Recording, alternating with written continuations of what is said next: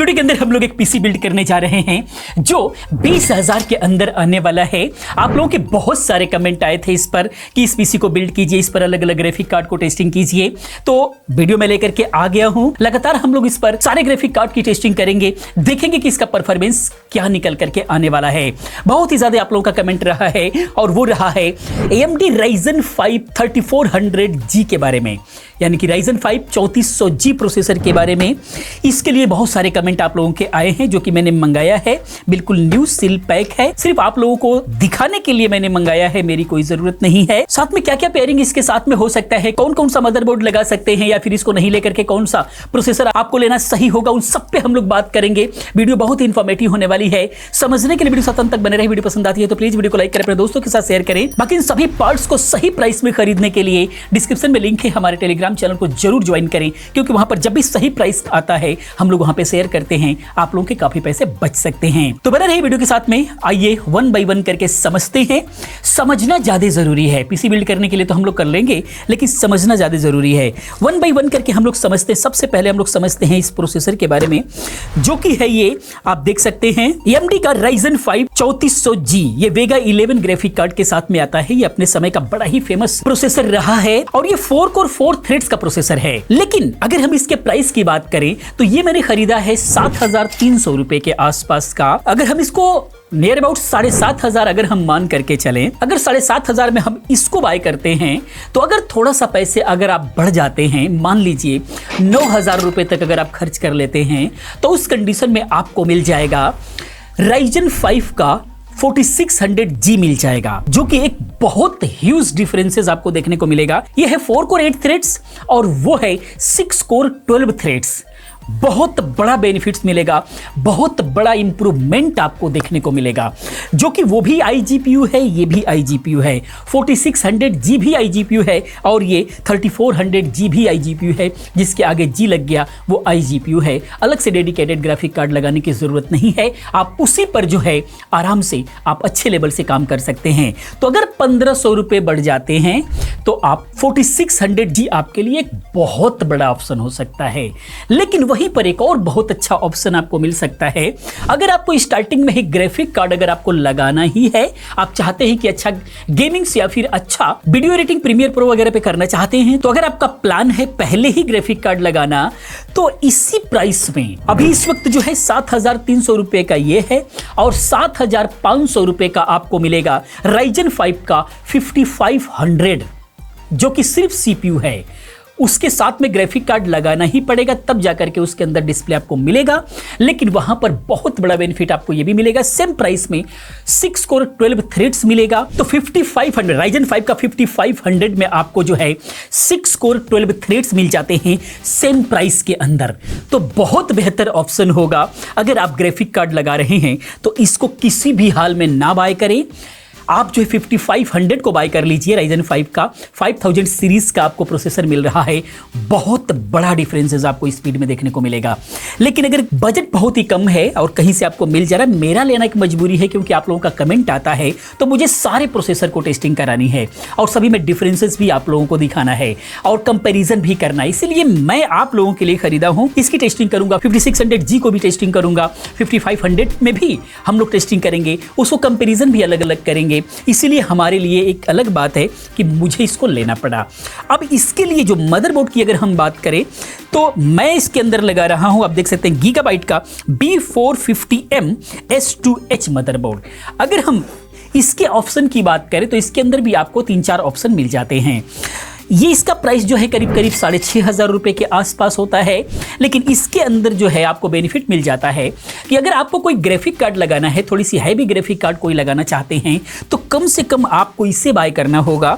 इसका रीजन ये होता है, निकाल लेते हैं फिर बात करते हैं। इसको लेना इसलिए बेहतर होगा कि अगर ग्राफिक कार्ड आप लगाते हैं तो यहाँ पर VRM सेक्शन पर आपको एक ठीक ठाक लेवल से हीट सिंक मिल जाती है, जिससे VRM थोड़ा सा मजबूत हो जाता है। इसके अलावा हाई स्पीड का आप डबल अगर रैम लगाते हैं तो तो उस कंडीशन में उसका लोड लेने के लिए ये VRM इसका कैपेबल हो जाता है, इसलिए ज़्यादा बेहतर होगा। इसके अलावा इसमें जो है आप 3 डिस्प्ले को कनेक्ट कर सकते हैं, एक VGA मिल जाता है, एक DVI पोर्ट मिल जाता है, एक HDMI मिल जाता है।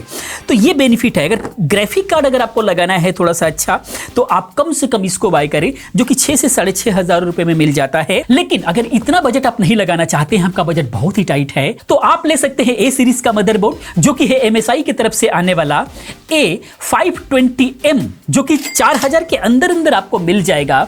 और अगर आपको वो मदरबोर्ड जब भी आप लें कि लगता है आपको कि कभी ग्राफिक कार्ड नहीं लगाना है और बेसिक नीड ही है, आपका बेसिक लेवल से ही अगर आपको काम करना है, तो वो मदरबोर्ड आपके लिए बेहतर हो सकता है। उससे थोड़ा सा ऊपर अगर B सीरीज में ही जाना चाहते हैं, एक्चुअली A सीरीज होता है बिल्कुल बेसिक लेवल का, B सीरीज होता है थोड़ा सा अच्छे लेवल का, तो ये B सीरीज का मदरबोर्ड है। लेकिन B सीरीज के अंदर ही थोड़ा सस्ता लेना चाहते हैं, करीब 4,500-5,000 रुपए के आसपास में लेना चाहते हैं, तो MSI का ही B450 आपको मिल जाएगा। B450 A Pro Max second वो आप ले सकते हैं, बहुत अच्छा मदरबोर्ड है। और इन सब मदरबोर्ड पर डायरेक्ट जो है M.2 NVMe का सपोर्ट मिलेगा, जो कि बहुत ही ज्यादा जरूरी है। किसी भी हाल में डायरेक्टली मदरबोर्ड पर M.2 NVMe का सपोर्ट चाहिए ही, तभी इससे हम अच्छा परफॉर्मेंस निकाल पाएंगे। तो ये तो मदरबोर्ड रहा जो कि हम लोग इसके अंदर लगाने वाले हैं, गीगाबाइट का B450M S2H, जो कि 6,500 रुपए का मिलता है। इस पर हम लोग अलग अलग ग्राफिक कार्ड भी लगाएंगे, इसीलिए हमने इसको बाय किया हुआ है। तो ये मदरबोर्ड लगेगा। उसके बाद जो है इसके ऊपर जो हम लोग रैम लगाने वाले हैं, वो लगाने वाले हैं 2 रैम, जो कि है हमारी सबसे पसंदीदा रैम Corsair Vengeance का LPX DDR4 का 3200 मेगाहर्ट्ज 8 GB का 2 इसके अंदर हम लोग रैम लगाने वाले हैं। रीजन क्या है 2? आप भी कभी भी अगर इसको AMD के साथ में बिल्ड कर रहे हैं, तो आप 2 रैम जरूर लगाएं। इसका दोनों चैनल जब यूज होता है, तब इसका परफॉर्मेंस जबरदस्त निकल करके आता है। तो जरूरी नहीं है कि आप इसी वाले रैम को बाय कीजिए, एक्चुअली ये हीट सिंक वाली रैम है। अगर आपको गेम्स वगैरह या फिर हैवी टास्क करना है, तो आप इसको बाय कीजिए। इसके ऊपर हीट सिंक लगी हुई होती है, जिसकी वजह से ये हीट नहीं होती और बहुत अच्छा परफॉर्मेंस निकाल करके ये रैम दे देती है आपको, जो कि इसके अंदर हम लोग 2 लगाने वाले हैं। लेकिन अगर आपकी बेसिक नीड है, आपको ज्यादा हैवी वर्क नहीं करना है, गेमिंग्स नहीं करना है, हैवी वीडियो एडिटिंग नहीं करना है, तो आप क्रूसियल का विदाउट हीट सिंक भी ले सकते हैं। अगर इसकी प्राइस की बात करें, तो ये 1,800-2,000 रुपए में एक आती है, और वहीं पर अगर क्रूसियल का लेते हैं विदाउट हीट सिंक, तो 1,500-1,600 रुपए में मिल जाता है। तो इतने का डिफरेंसेस रहता है। इसके अलावा एक हीट सिंक का और भी मैं लिंक दे दूंगा। अगर कोशिश करें 100-200-300 रुपए का डिफरेंसेस है, तो हीट सिंक वाली बाय करेंगे तो फ्यूचर के लिए भी अच्छा होगा। कभी भी जब हैवी टास्क करेंगे तो रैम हीट होती है, तो उसका स्पीड पे फर्क पड़ता है, परफॉर्मेंस पे फर्क पड़ता है, तो ये फर्क ना पड़े। वैसे बेसिक वर्क के लिए बिल्कुल जरूरत नहीं है, विदाउट हीट सिंक वाली आप बाय कर सकते हैं। लेकिन हमें थोड़ा सा हैवी वर्क भी करना होता है, आप लोगों को टेस्टिंग करानी होती है, इसलिए ये रैम हम लोग इसके अंदर लगाने वाले हैं। बाकी अगर SSD की बात करें, तो SP सिलिकॉन का हम लोग लगा रहे हैं इसके अंदर Gen 3 का M.2 NVMe SSD 128 GB, जो कि हम सिर्फ टेस्टिंग कराने के लिए यूज करते हैं, इसीलिए ये यूज करते हैं। आप लोगों को कम से कम 256 GB यूज करना है, और बेहतर होगा कि इसके जगह पर आप कम से कम Gen 4 की SSD लेना चाहें तो भी ले सकते हैं, क्योंकि सस्ती है। 500 GB यूज कर सकते हैं, 256 GB यूज कर सकते हैं। अलग से स्टोरेज कोई नहीं लगाना चाहते हैं, हार्ड ड्राइव नहीं लगाना चाहते हैं, दूसरी स्टोरेज नहीं है आपके पास, तो कम से कम 500 GB लगाइए। 500 GB अगर आप Gen 4 की SSD क्रूसियल का P3 प्लस अगर आप लेते हैं Gen 4 की SSD, तो 500 GB में वो करीब 3,000 रुपए के आसपास पड़ जाएगी, और 256 GB महंगा पड़ेगा। तो इसलिए 500 GB बेहतर है। 256 GB लगाएंगे तो एक और स्टोरेज, चाहे आप हार्ड ड्राइव लगाएं, चाहे SATA SSD लगाएं, या कोई सा भी जो है आपको एक अलग से सेकेंडरी स्टोरेज रखना पड़ेगा। तो अगर ज्यादा हैवी स्टोरेज का काम नहीं है, तो कम से कम जो है आप 500 GB 512 GB SSD जरूर लगाएं। आप WD का भी SN 580 लगा सकते हैं, जो कि 3,500 के आसपास में पड़ेगा। Gen 4 की SSD है, तो एक अच्छी SSD का मैं लिंक आपको दे दूंगा, जो भी आपके बजट में आता है वो लगा सकते हैं। 128 GB ना लगाएं, क्योंकि 256 GB काम करने के लिए बेहतर है। हम लोग सिर्फ टेस्टिंग करते हैं, इसीलिए 128 GB, चूंकि हमें बहुत सारे अलग अलग मदरबोर्ड की जो ऑपरेटिंग सिस्टम होता है उसको ऑपरेट करके उसकी सेटिंग वगैरह रखते हैं, इसीलिए अलग अलग SSD हम लोग रखते हैं। तो ये SSD हम लोग इसके अंदर लगाने वाले हैं, कोई दिक्कत नहीं। SP सिलिकॉन भी बहुत अच्छा ब्रांड है, ये भी अगर मिल जाता है तो इसका भी आप यूज कर सकते हैं। बाकी इसके अंदर पावर सप्लाई हम लोग NT Sport का 500 GB लगा रहे हैं, क्योंकि थोड़ा मोड़ा इसके अंदर हम लोग ग्राफिक कार्ड वगैरह भी बाद में लगाएंगे। तो अभी फिलहाल ये iGPU के साथ में हम लोग इसको बिल्ड कर रहे हैं। तो आइए इसको सेटिंग करते हैं, बिल्ड करते हैं। उसके बाद टेस्टिंग के लिए चलेंगे। तो ये देख सकते हैं हमारा मदरबोर्ड है। पहले प्रोसेसर को निकालते हैं। ये आप देख सकते हैं बिल्कुल भी सील पैक है, हमने मंगाया है सिर्फ आप लोगों के लिए। ओपन करते हैं इसको। इसकी पैकिंग बहुत ही ज़बरदस्त आई हुई है। ऊपर मिल जाता है ये फ़ैन और उसके बाद जो है इसके अंदर AMD की पैकिंग बहुत ही लाजवाब होती है। कुछ इस स्टिकर वगैरह मिल जाते हैं, आपको लगाना है तो लगा सकते हैं। यहाँ पर इसका प्रोसेसर, अगर हम फ़ैन की बात करें तो यहाँ पर फैन बहुत ही हैवी दिया हुआ है इसके अंदर। बिल्कुल भी AMD की सारी चीजें, खास करके हीट सिंक में बिल्कुल भी मजा आ जाता है। तो ये हीट सिंक इसके अंदर लगने वाली है। वहीं पर अगर फैन की बात करें तो ये देख सकते हैं ये है Ryzen 3 का 3200G का, और ये जो है आपका 3400G का। देख सकते हैं हीट सिंक के अंदर कितना बड़ा डिफरेंसेस देखने को मिल रहा है। इस तरीके से हम लोग आइए इसको इंस्टॉल करते हैं। और ऑलरेडी इसके अंदर जो है चूंकि नया प्रोसेसर है तो यहाँ पर हीट सिंक कंपाउंड लगा हुआ है, अलग से आपको लगाने की ज़रूरत नहीं है। लगाना भी बिल्कुल ईजी है। इस तरीके से आप जो है इसको ओपन करेंगे। AMD के प्रोसेसर्स में बड़ा ही ध्यान रखने की ज़रूरत होती है, क्योंकि यहाँ पर जो है बैक साइड में पिन्स होती हैं। हमारा Ryzen 3 का 3200G के अंदर एक पिन टेढ़ी हो गई थी, जिसको बड़ा मशक्कत से हम लोगों को सीधा करना पड़ा था। तो इसीलिए इन सब चीज़ों का आपको ध्यान रखना होगा। ये एरो होता है, इसका एरो आपको ध्यान में रखते हुए, तो इस तरीके से ये एरो और यहाँ पर एरो है, इसको मिला करके जो है आपको बिल्कुल ईजिली इस तरीके से रख देना होता है और बिल्कुल आराम से ये बैठ जाता है। उसके बाद जो है इसके लीवर को आप लगा सकते हैं बिल्कुल ईजिली, कुछ नहीं करना है। और उसके बाद जो है इसके हीट सिंक को लगाने के लिए ये पैनल आता है आपके मदरबोर्ड के साथ में बैक साइड में। इस तरीके से सेट करने के बाद जो है ये हीट सिंक लगा देनी होती है। इस तरह से रखने के बाद आपको जो है आराम से टाइट कर देना होता है, बिल्कुल ईजिली बैठ जाता है। बहुत अच्छी फिटिंग होती है इसकी। इसके साथ में आपको कुछ भी मशक्कत करने की ज़रूरत नहीं है। इस तरीके से ये फिट हो गया। उसके बाद जो है इसका कनेक्टर जो है सप्लाई के लिए यहाँ पर आप लगा देंगे, जो कि CPU फैन लिखा होता है। उसके बाद जो है हम लोग इसका SSD लगा लेते हैं। इस तरीके से SSD लग गई। अब हम लोग रैम लगा देते हैं। एक बार इसको क्लीन कर लेंगे, क्योंकि रखे रखे कई बार कार्बन आ जाता है। रैम कभी गलत नहीं लगती है, क्योंकि इसका कट्स ऐसा ही दिया होता है, तो इसीलिए आपको इसमें टेंशन लेने की ज़रूरत नहीं है। जब बैठेगा तब सही ही बैठेगा। बस ये कंप्लीट हो गया। अब इसको जो है ले जाकर के आप लोगों को कैबिनेट में लगानी होती है, लेकिन हम लोग कैबिनेट यूज़ नहीं कर रहे हैं। हम लोग यहाँ पर टेस्टिंग जिग यूज़ कर रहे हैं, ताकि आप लोगों को सारी चीज़ें एग्जैक्टली दिखती रहे। जैसे कि आप यहाँ पर देखें तो 500 वाट की ये पावर सप्लाई ऑलरेडी लगी हुई है, और इस पर जो है हम लोग इसको इंस्टॉल कर देंगे। तो इसके अंदर हम लोग ऐसे इसको बिठा देंगे, ताकि सारी चीज़ें बिल्कुल भी आप लोगों की आंखों के सामने रहे। क्या हम लोग टेस्टिंग कर रहे हैं, क्या लगाए हुए हैं, सारी चीज़ें आपको दिखती रहे, इसीलिए हम लोग जिग का यूज़ कर रहे हैं। कैबिनेट्स की लिंक मैंने बेहतर दे रखी है, और कैबिनेट में भी लगाने का तरीका बिल्कुल एग्जैक्टली ऐसे ही होगा। कोई सा भी कैबिनेट जो है आप यूज़ कर सकते हैं, लेकिन हम लोग तो यहाँ पर परफॉर्मेंस को ट्राई करने वाले हैं, परफॉर्मेंस की टेस्टिंग करने वाले हैं, इसीलिए टेस्टिंग जिग पर ज़्यादा बेहतर होगा। इस तरीके से लग गया। बाकी कनेक्शन के लिए ज़्यादा कुछ नहीं करना है हमें। बड़ी वाली केबल जो है पावर सप्लाई के लिए हम लोग लगा देंगे इसके अंदर, और उसके बाद जो है सप्लाई की पहले जो है यहाँ पर 8 पिन लगेगा यहाँ पर, इसीलिए इन सभी को अटैच करना होगा। और जो ओल्ड मदरबोर्ड होते हैं उसके अंदर 4 पिन लगते हैं, इसीलिए हमने इसको डिस्कनेक्ट करा हुआ था। अब जो है 4 की हमें ज़रूरत है, तो इस तरीके से हम इसको कनेक्ट कर देंगे। 8 पिन की ज़रूरत है यहाँ पर ईजिली।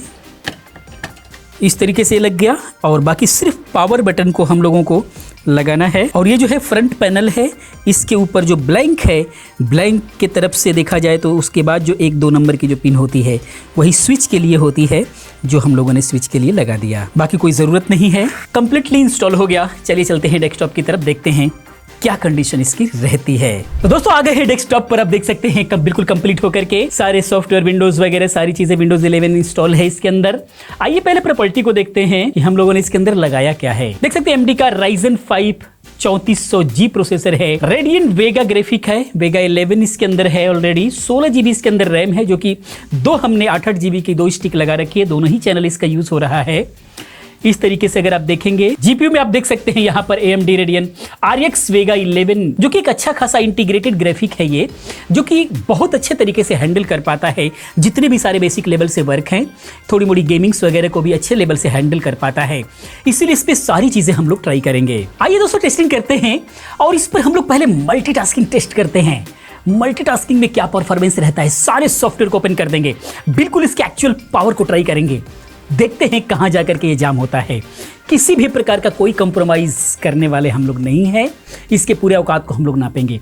सबसे पहले वर्ड, एक्सेल, पावर पॉइंट सभी को ओपन करते हैं, कोरल ड्रा, फोटोशॉप सब कुछ हम लोग एक साथ यूज करने की कोशिश करते हैं, देखते हैं क्या कुछ करता है। इस तरीके से वर्ड रहा आपका और एक्सेल भी ओपन कर लेते हैं। वर्ड 2016 है इसके अंदर, एक्सेल भी हो गया। ये पावर पॉइंट को भी ओपन करते हैं, ये देख सकते हैं बिल्कुल भी डबल जो है स्लाइड इसके अंदर ऑलरेडी ओपन है। और इसलिए कैसा काम करेगा इसके लिए सोचने की जरूरत है, क्योंकि Ryzen 5 का 3400G है। आइए हम लोग इन सबके साथ में ओपन करते हैं कोरल ड्रा की हैवी फाइल, फोटोशॉप की हैवी फाइल, फिर उसके बाद एक साथ हम लोग ट्राई करेंगे, देखते हैं क्या कुछ कर पाता है ये। कोरल ड्रा 2021 है, इतना कमाल का, इतना कम समय में इसकी लॉन्चिंग हुई है, जो कि अदर पीसी के अंदर बहुत समय लगता है। वैसे ही नहीं ये फेमस रहा ये प्रोसेसर, वाकई में इसका दम देखने को मिल रहा है, बहुत ही कमाल का इसका जो है स्पीड अभी मिल रही है। आइए फोटोशॉप को भी ओपन कर लेते हैं। फोटोशॉप भी हमारे पास जो है एक हैवी फाइल बनी हुई है, जो कि है फोटोशॉप 2021 ही है। फोटोशॉप भी सारा का सारा लगभग लेटेस्ट ही है। इस तरीके से देख सकते हैं हमने ओपन किया फोटोशॉप की एक हैवी फाइल। यहां पर जो है आप इसके लेयर्स को देखेंगे, बहुत सारे लेयर्स पे काम हुआ पड़ा है, और साथ में कोरल ड्रा की इतनी हैवी फाइल जिसके ऊपर बहुत सारे इमेजेस जो है हम लोगों ने इंपोर्ट किए हुए हैं, एक हैवी फाइल हो रखी है, यानी एक बड़ा बैनर पोस्टर डिजाइन हो रहा है इस तरीके का। यहाँ पर आप देख सकते हैं इसके साथ में जो है यहाँ पर किसी भी प्रकार का कोई भी आपको जो है डिले देखने को नहीं मिल रहा है। यहाँ तक कि जो है अगर हम एक्सेल में देखें, बिल्कुल भी किसी भी प्रकार का जो है आपको डिले देखने को नहीं मिलेगा, बहुत ही कमाल का परफॉर्मेंस दे रहा है।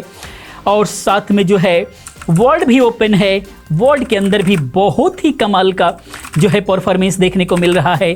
क्या चाहिए आपको, इतने हैवी सॉफ्टवेयर ओपन होने के बाद भी बिल्कुल भी जरा भी डिले नहीं है, सभी पर हम लोग काम कर रहे हैं। आइए एक बार जो है ब्राइटनेस कंट्रास्ट को देखते हैं, गजब, तुरंत इमीडिएट एक्शन दिखाई दे रहा है। ऐसे ही नहीं ये फेमस रहा है अपने समय का, वाकई में अभी भी बहुत ही कमाल का ये प्रोसेसर है, बहुत ही जबरदस्त वर्क कर रहा है। साथ में अगर हम कलर बैलेंस को भी एक बार देखें, कोई भी ऑप्शन बहुत ही जल्द खुल रहा है। इसका एक्शन देखिए, गजब का एक्शन, सारे सॉफ्टवेयर ओपन होने के बावजूद भी। आइए फोटोशॉप में भी देख लेते हैं, बहुत ही कमाल का, जरा भी डिले नहीं है, ये आप देख सकते हैं, बिल्कुल भी डिले नहीं।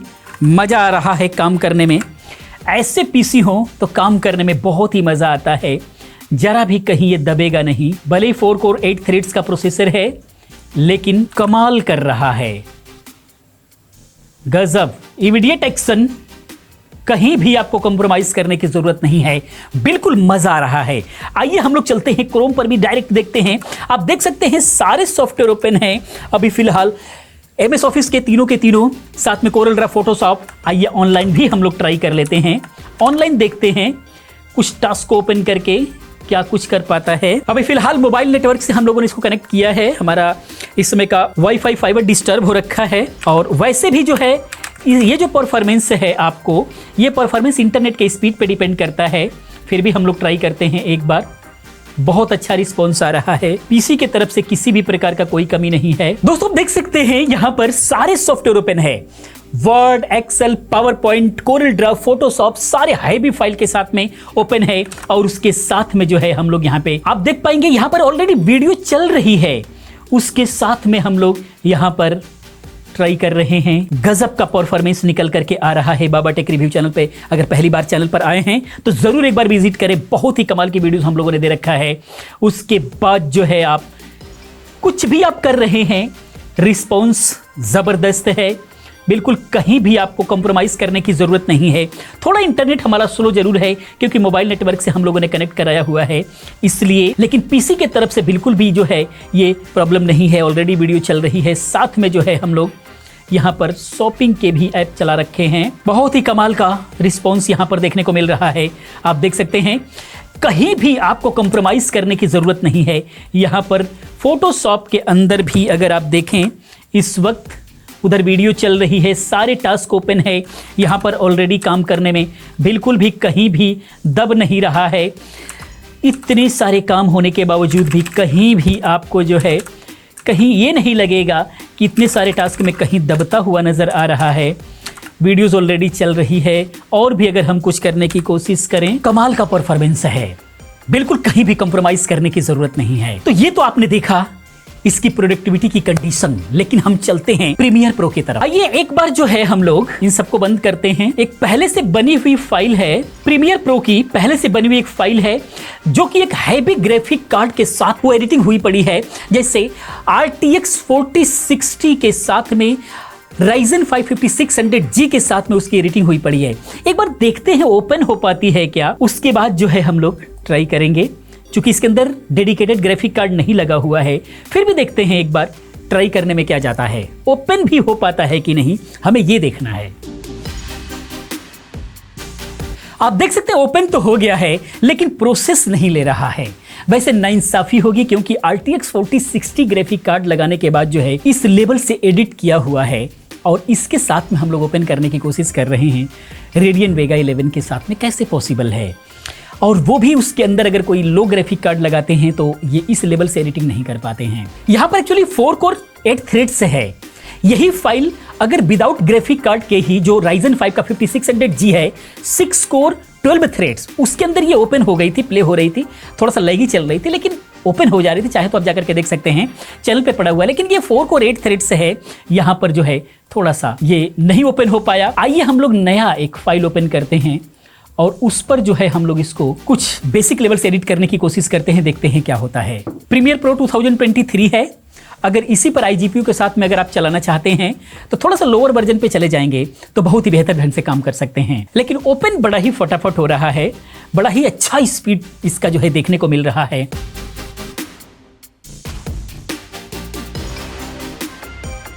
दोस्तों इस तरीके से देख सकते हैं बहुत ही कमाल का परफॉर्मेंस निकल करके आ रहा है। एक ठीक ठाक लेवल से एडिट कर सकते हैं, बिल्कुल भी डिले नहीं आ रहा है। क्योंकि प्रीमियर प्रो की जो एडिटिंग होती है वो CPU टास्क ही है, CPU बहुत अच्छे से हैंडल कर रहा है। अगर डेडिकेटेड ग्राफिक कार्ड की अगर हम प्रॉब्लम की बात करें, यहाँ पर अगर नहीं है और उसकी कमी की बात करें तो रेंडरिंग में उसका इफेक्ट जरूर आपको देखने को मिलेगा। वैसे एडिटिंग में एक ठीक ठाक लेवल से एडिट बिल्कुल भी कर सकते हैं विदाउट ग्राफिक कार्ड। iGPU के साथ में भी अगर यूट्यूब वीडियो वगैरह एडिट करना चाहते हैं, उसके लिए कम बजट के अंदर अगर PC बिल्ड करना चाहते हैं, ठीक ठाक लेवल से ग्राफिक डिजाइनिंग करना चाहते हैं, बड़े बड़े बैनर पोस्टर वगैरह डिजाइन करना चाहते हैं, उन सारे काम के लिए iGPU पर ही बड़े ही अच्छे लेवल से काम कर सकते हैं। साथ में अगर यहां पर देखें कहीं भी लैग नहीं है और प्ले में भी बिल्कुल भी लैग नहीं देखने को मिल रहा है। अगर ग्राफिक कार्ड लग गया तो बहुत अच्छे लेवल से ये काम कर सकता है। विदाउट ग्राफिक कार्ड अगर हम इसको एक्सपोर्ट करने की कोशिश करें, रेंडर करते हैं, देखते हैं क्या करता है। 12 मिनट 9 सेकंड के आसपास की वीडियो है और रेंडरिंग में टाइम तो लेगा क्योंकि इंटीग्रेटेड ग्राफिक्स से उतना अच्छा रेंडरिंग स्पीड नहीं मिल पाती है। फिर भी बहुत अच्छा परफॉर्मेंस निकाल करके दिया। 25 मिनट के आसपास मांग रहा है, 12 मिनट की वीडियो है, क्या चाहिए। बहुत बेहतरीन इसका ग्राफिक जो iGPU है RX Vega 11 बहुत अच्छा काम करता है और यहाँ पर उसका प्रूफ ये दे रहा है। ऑलरेडी 25-26 मिनट मांग रहा है 12 मिनट की वीडियो को, जो कि बहुत अच्छी बात है। तो इस तरीके से दोस्तों आपने देखा ये प्रोडक्टिविटी का कमाल कि प्रोडक्टिविटी में कैसा बिहेव कर रहा है ये प्रोसेसर। और अभी तक जो भी काम रहा प्राइस के अकॉर्डिंग अगर देखा जाए तो ये बहुत ही काबिले तारीफ रहा। 3400G प्रोसेसर कोई हल्के में लेने वाली बात नहीं है। भले ही 4 कोर 8 थ्रेड्स के साथ में आ रहा है और इससे प्लस जो है 6 कोर 12 थ्रेड्स हो सकता है, उसमें नो डाउट। लेकिन ये भी प्रोसेसर अगर कम बजट में आपको मिलता है तो बिल्कुल भी बेहिचक होकर के आप इसके साथ में जा सकते हैं, मजा आने वाला है। लेकिन इतना ही नहीं, गेमिंग्स में इसका क्या। तो गेमिंग के लिए देते हैं आकाश को और देखते हैं इसके अंदर कौन कौन सी गेमिंग किस लेवल तक चल सकती है। उसके बाद हम लोग मिलते हैं, फिर बात करते हैं। एंजॉय कीजिए गेमिंग्स को, मिलते हैं गेम्स के बाद। तो देखो यार, इस बार कुछ तबाही होने वाली है क्योंकि इस बार AMD का पीसी और तुम लोग को पता ही है AMD के पीसी मेरे कितने फेवरेट हैं यार। AMD की पीसी अभी हमने टेस्ट किया ना भाई, अलग ही लेवल की उनकी परफॉर्मेंस निकल के आती है। इस बार देखते हैं ये वाला प्रोसेसर क्या कमाल करता है।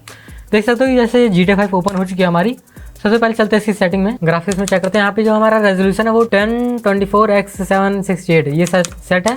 अभी जो वी सिंक है इसको ऑफ कर देते हैं और बाकी जो हमारी सेटिंग है ना वो नॉर्मल हर वेरी हाई और हाई के कॉम्बिनेशन में है। अभी देखते हैं कि इसमें चल पाती है या नहीं चल पाती है। अगर चल जाएगी तो ठीक है, नहीं चल पाएगी तो सारी सेटिंग्स हम नॉर्मल कर देने वाले हैं।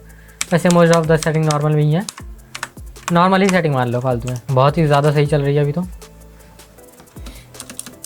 60+ FPS टच विदाउट GPU है, ये चीज़ याद रखना।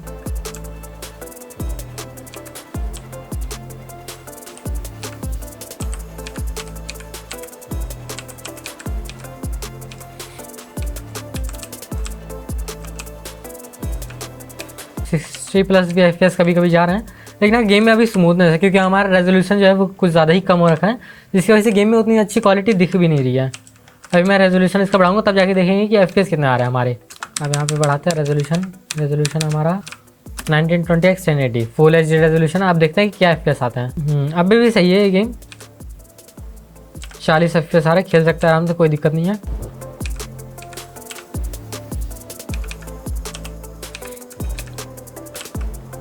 मतलब FPS ड्रॉप दिख रहे हैं 35 FPS 38 ये सब FPS, लेकिन सही है, उतना कोई दिक्कत नहीं हो रही।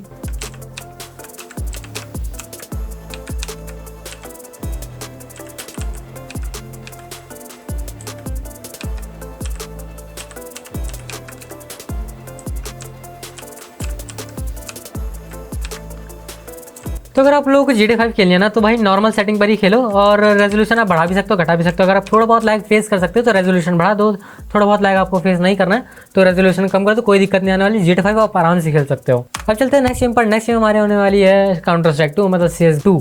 अब देखते हैं उसमें क्या हमारे FPS निकल के आने वाले हैं। अब यहाँ पर जैसे कि देख सकते हो, जैसे मैं जब CS2 को ओपन कर रहा हूँ तो इसमें एक एरर देखने के लिए मिल रहा है। मेरे को बिल्कुल भी ये नहीं पता कि किस चीज़ का एरर हो सकता है और मैंने अभी तक देखा भी नहीं है इस टाइप का एरर, बाकी किसी और पीसी में आया भी नहीं है। तो मैं आप लोगों को दिखाता हूँ वो एरर कैसा है। Error reading from loaded package store, फिर ये गेम की डायरेक्टरी का कुछ दिखा रहा है, ये एरर आ रहा है और ये मेरे को नहीं पता कि कैसे सॉल्व होता है। इस वीडियो में ऐसा करते हैं, इस गेम को छोड़ते चलते हैं अपनी नेक्स्ट गेम पर। मैं नेक्स्ट वाली वीडियो में इसको सॉल्व करने की जरूर कोशिश करूंगा। चलते हैं अपने shadow of the Tom rider में और देख सकते हो जैसे कि हमारे shadow of the Tom rider ये ऑन हो चुकी है। आप देखते हैं क्या ये चल पाती है सही से, क्या इसके FPS रहने वाले हैं। सबसे पहले मैं तुम लोगों को इसके ऑप्शन दिखा देता हूँ, मतलब ग्राफिक्स एंड सेटिंग्स। यहाँ पे हमारा 800x600 है, रेजोल्यूशन सेलेक्टेड है। यहाँ पे हमारा AMD Radeon का RX Vega 11 ग्राफिक्स भी सेलेक्टेड है। यहाँ पे हमारा जो ग्राफिक्स का प्रीसेट है वो लो पर सेट है, लोएस्ट पर नहीं करेंगे, उस पर ग्राफिक्स कुछ ज़्यादा अजीब से दिखने लगते हैं, जैसे देख सकते हैं यहाँ पे पीछे। तो सीधा सीधा हम क्या करते हैं ना, सबसे पहले इसकी जो रेजोल्यूशन है ना इसको चेंज कर देते हैं, क्योंकि बिना रेजोल्यूशन के मज़ा नहीं आता यार। हाँ देखो जैसे रेजोल्यूशन चेंज किया इसकी ऐसी तैसी होने लगी।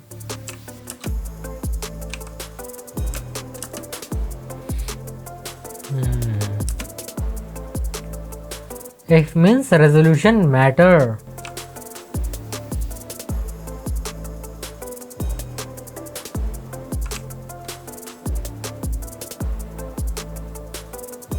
जा कहाँ रहे हैं मुझे ये नहीं पता चल रहा बस।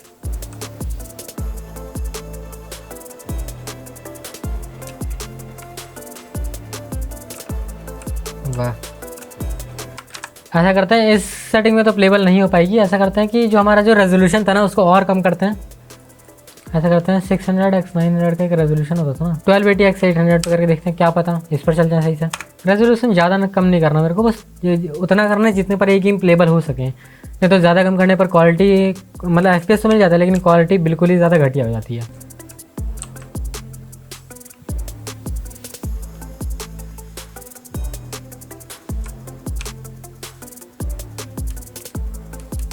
मतलब हाँ सही है ना, कोई दिक्कत की बात नहीं। अगर आपको खेलना है तो इस रेजोल्यूशन में लो सेटिंग रख के आप खेल सकते हो आराम से, कोई भी दिक्कत नहीं आने वाली। चलते हैं अपनी नेक्स्ट गेम पर। नेक्स्ट गेम हमारे होने वाली है फ्री फायर। अब देखते हैं उसमें क्या FPS मिलने वाला है हमें। तो अब देख सकते हो कि यहाँ पर जब भी मैं फ्री फायर ओपन कर रहा हूँ तो ये वाला एरर देखने के लिए मिल रहा है, hardware virtualization must be turn on. Virtualization off रहेगा तब ये गेम नहीं चलेगी। अब मुझे वर्चुअलाइजेशन को ऑन करना पड़ेगा, मुझे बायोस में जाना पड़ेगा उसके लिए। अब मुझे वो ढूंढना पड़ेगा, मैं ऑन करके फिर मिलता हूँ। A few hours later. मतलब बड़ी मुश्किल से जाके मैंने बायोस में SVM को इनेबल कर लिया। अगर आपके पास AMD का मदरबोर्ड है, AMD का आपके पास PC है तो उसमें वर्चुअलाइजेशन आपको कुछ भी नहीं मिलेगा। बायोस में आपको SVM नाम से मिलेगा, SVM ढूंढो कि आपको मिल जाएगा, दिक्कत की बात नहीं। मैंने इसको ऑन कर लिया है। अब चलते हैं सीधा गेम में चलते हैं। एक क्लैश स्क्वाड चालू करता है, देखते हैं कि क्या रहता है। सबसे पहले तुम लोगों को सेटिंग दिखा देता हूँ। सेटिंग है इसकी स्टैंडर्ड पे हम लोग टेस्ट करेंगे। अब देखते हैं। जहाँ फ्री फायर हमारी ओपन हो गई, यहाँ पे G18 मैं लूँगा।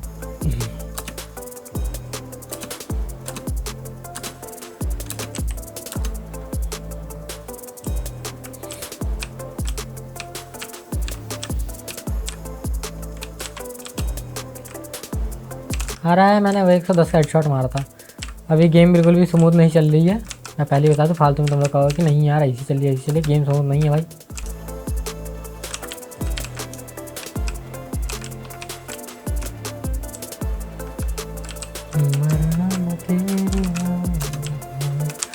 इसमें प्लेबल FPS नहीं आ रहा है, बिल्कुल भी मज़ा ही नहीं आ रहा भाई, बिल्कुल भी मज़ा नहीं आ रहा। फालतू में इसको ट्राई मत करना। मैं एक मैच और खेल लेता हूँ कंफर्मेशन के लिए कि हाँ सही चल रही है, कब तक खेल सकते हो।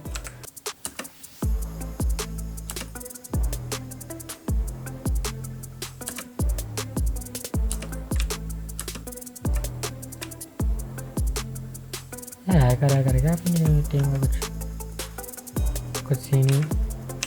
अरे मेरे भाई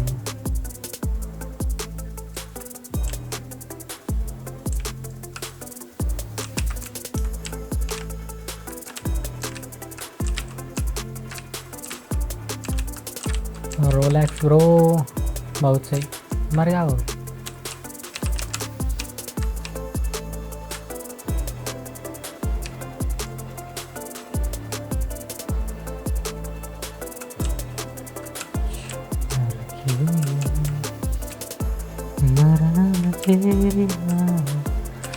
जो भी है यार, देखो मैंने गेम में उतना ज़्यादा फायर नहीं किया, बस इधर उधर घूम रहा था। प्लेबल FPS नहीं आ रहा है, फालतू में इसमें आप फ्री फायर टेस्ट मत करना। जब मैं इसमें ग्राफिक कार्ड लगाऊंगा तब जाके आप टेस्ट करना, शायद क्या पता कि उसमें सही से हमारी गेम चलने लगे। तो आज की गेम टेस्ट में इतना ही, मिलता है नेक्स्ट वीडियो में, तब तक के लिए बाय बाय। तो दोस्तों ये था Ryzen 5 का 3400G प्रोसेसर के साथ में पीसी बिल्ड। कैसा लगा इसका परफॉर्मेंस, प्लीज आप कमेंट में बताएं, क्योंकि हमें तो बहुत ही मजा आया है। चाहे प्रोडक्टिविटी रही, चाहे गेमिंग से रही, दोनों में कमाल का इसका परफॉर्मेंस निकल करके आया है। तो अगर जितने भी सारे आपके काम हैं, मार्केट में दुकान है, थोड़े से अच्छे लेवल से काम करना चाहते हैं, लेकिन बजट आपका कम है, 20,000 के अंदर अंदर पीसी बिल्ड करना है, तो कहीं ना कहीं ये बहुत अच्छा परफॉर्मेंस देने वाला है। और इसका परफॉर्मेंस देने का एक सबसे बड़ा रीज़न ये है कि इसके अंदर 2 रैम लगी हुई है, इसके दोनों ही चैनल यूज हो रहे हैं, और डायरेक्ट मदरबोर्ड पे M.2 NVMe SSD लगी हुई है, जिसके अंदर ऑपरेटिंग सिस्टम है, एप्लीकेशन सॉफ्टवेयर है, जिसकी वजह से इसका परफॉर्मेंस जबरदस्त निकल करके आ रहा है। बाकी दोस्तों ये वीडियो इन्फॉर्मेशन आपको कैसा लगा, ये पीसी बिल्ड आपको कैसा लगा, प्लीज आप कमेंट में जरूर बताएं।